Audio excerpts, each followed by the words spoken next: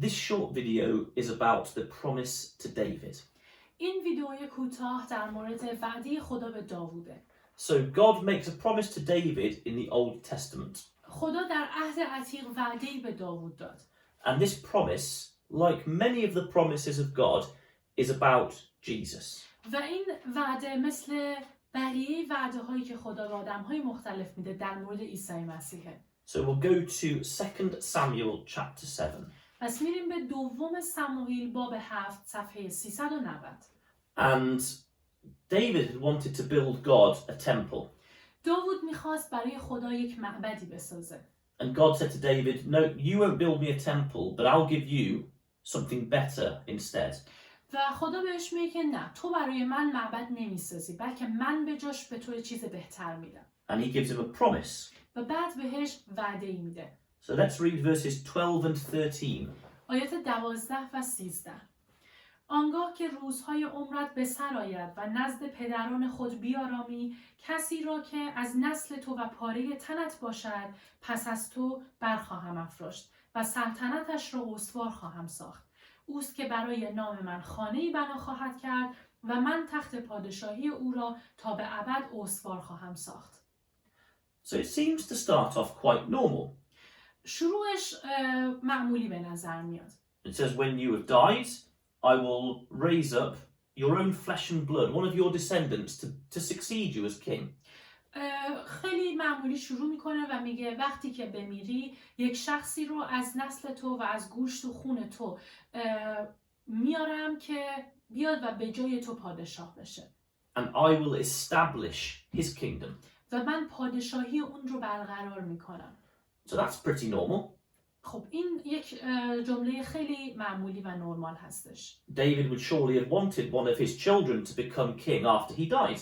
مطمئناً داوود میخواست بعد از اینکه بمیره یکی از بچه‌هاش، یکی از پسرانش بیاد و پادشاه بشه. But verse 13 says, I will establish the throne of his kingdom forever. ولی توی آیه 13 خدا به داوود گفته که من تخت پادشاهی او را تا به ابد استوار خواهم کرد. Now that's odd because human beings don't live forever. این مقدار عجیبه چون انسان نمیتونه تا ابد زندگی کنه. And kingdoms don't usually last forever. و یک پادشاهی هم معمولاً تا ابد ادامه پیدا نمیکنه. And this is true with David. و برای داوود هم همین حقیقت داشت. His son Solomon became king, پسر داوود سلیمان پادشاه شد. but he also died. ولی اون هم مرد. And a few hundred years later, the kingdom of Israel was destroyed. و چند صد سال بعد پادشاهی اسرائیل به طور کامل نابود شد. So maybe God was talking about someone different than Solomon. پس شاید خدا داشته در مورد یک شخصی متفاوت از سلیمان صحبت می‌کرده. And we can see that if we read the first part of verse 14. اگه قسمت اول آیه 14 رو با هم بخونیم متوجه میشیم. من او را پدر خواهم بود و او مرا پسر. So again, now this person promised is going to be God's son. خب این شخصی که خدا به داوود وعده داده قرار پسر خدا باشه. This is quite a strange thing to be called. خیلی عجیبه که یک شخصی اینطور خطاب بشه. And again in verse 16, this promise of something forever is given again. و توی آیه 16 اون وعده‌ای که داره میگه تا ابد قراره این موضوع ادامه پیدا کنه، تو آیه 16 باز هم داره تکرار میشه. خاندان و پادشاهی تو تا ابد نزد من پایدار خواهد بود و تخت سلطنتت جاودانه استوار خواهد ماند. Okay, so again it said, look, your kingdom will last forever. پس باز هم بهش میگه پادشاهی تا ابد استوار میشه. Your throne will be established forever. و تخت سلطنت تا ابد برقرار میشه. But then go forward in time a few hundred years. حالا اگر یه چند سالی به جلو بریم، There is no king in Israel. هیچ پادشاهی دیگه توی اسرائیل نیست. Solomon died and all the kings after him died. سلیمان و تمامی پادشاهانی که بعدش اومدن تا اون زمان مردن. The Babylonians destroyed the kingdom of Israel. و بابلی ها پادشاهی اسرائیل رو به طور کامل نابود کردن. And we get to the point where Israel is a very small country. و بعد به یک جایی میرسیم که اسرائیل دیگه یک کشور خیلی کوچیک هست. And ruled over by the Romans. و توسط رومی ها داره اداره میشه. maybe all the people in Israel were thinking God lied. شاید کسایی که توی اسرائیل زندگی میکردن فکر میکردن خدا دروغ گفته. But in fact, God's promise was just taking a bit longer to be fulfilled. ولی در حقیقت وعده‌ای که خدا داده بود یه مقدار زمان بیشتری نیاز داشت که به تحقق بپیونده. So come to Luke chapter 1. بیایم بریم به انجیل لوقا باب 1 صفحه 1331. And in Luke chapter 1, the angel Gabriel appears to Mary. در انجیل لوقا باب 1 فرشته خدا جبرائیل به مریم ظاهر میشه. And first of all says that she will have a baby. و اول به مریم میگه که قراره یک فرزندی داشته باشه. Verses 30 to 31. آیات 30 و 31. اما فرشته وی را گفت ای مریم مترس، لطف خدا شامل حال تو شده است. اینک آبستن شده پسری خواهی زایید و نامش را عیسی خواهی نهاد. So again, very simple it seems. You will have a son called Jesus. باز هم ابتدا خیلی ساده به نظر میاد. فرشته به مریم داره میگه که قراره یک پسری داشته باشی و اسمش عیسی باشه. But now listen to what the angel says and listen to the language he uses. ولی بیایم در ادامه به چیزی که فرشته به مریم میگه گوش بدیم و ببینیم که چه کلامی رو به کار میبره و به مریم میگه. Let's read verses 32 and 33. آیات 32 و 33. او بزرگ خواهد بود و پسر خدای متعال خوانده خواهد شد. خداوند خدا تخت پادشاهی پدرش داوود را به او عطا خواهد فرمود.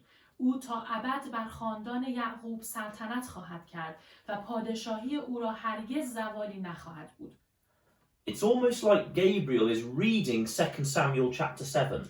اینطور به نظر میرسه که انگار جبرائیل داشته همون کلامی که توی دوم سموئیل باب 7 بود رو اینجا داره دوباره میخونه. He says Jesus will be called the Son of the Most High. اول میگه که عیسی قراره پسر خدای متعال خوانده بشه. He says God will give him David's throne. و خدا قراره تخت سلطنت داوود رو بهش بده. It says he will reign over Jacob's descendants or Israel forever. و گفته که تا ابد قراره بر خاندان یعقوب پادشاهی کنه. And it says his kingdom will never end. و پادشاهیش هم هیچ وقت به انتها نرسه. So this promise to David was about Jesus. پس اون وعده‌ای که خدا به داوود داده بود در مورد عیسی مسیح بود. But then Jesus died. و عیسی بعدش مرد. And so maybe people were thinking, well, we thought Jesus was meant to be king. و ممکنه که فکر کنیم مردم میگن که خب ما فکر میکردیم عیسی قراره اون پادشاه باشه. But they hadn't understood this properly. ولی این کلام رو دقیق متوجه نشدن. They thought it meant Jesus would be king then in his mortal life. اونها فکر میکردن که قرار عیسی مسیح توی اون زندگی فانی که داشته قرار ابدی بشه. And God had something better in mind. ولی خدا یه چیز بهتری توی ذهنش داشت. Jesus was going to be king in the future in a better kingdom. عیسی مسیح قراره که در آینده در یک پادشاهی بهتر پادشاه بشه و حکمرانی کنه. So Jesus rose from the dead and went to heaven. پس عیسی مسیح از مرگ رستاخیز پیدا کرد، به آسمان ها رفت. But we know the Bible says he will come back to the earth. ولی میدونیم کتاب مقدس به همون گفته که قراره یک روز به زمین برگرده. And when he comes back, he will be this king in Jerusalem on David's throne. و وقتی که برگرده اون پادشاهی خواهد بود که در اورشلیم هست و بر تخت پادشاهی داوود به سلطنت میرسه. And the Bible says that from Jerusalem his kingdom will grow until it fills the whole earth. و کتاب مقدس به ما میگه که این پادشاهی از اورشلیم شروع میشه و رشد میکنه و کل دنیا رو فرا میگیره. And it will bring peace, justice and love with it. و صلح، عدالت و محبت رو با خودش به ارمغان میاره. That is the king that's been promised. این اون پادشاهیه که وعده داده شده. A king who will rule well and change the world from bad into good. یک پادشاهی که به درستی و به خوبی حکمرانی کنه و دنیا رو از بدی به خوبی تبدیل کنه. And that's what disciples hope for soon for Jesus to come back.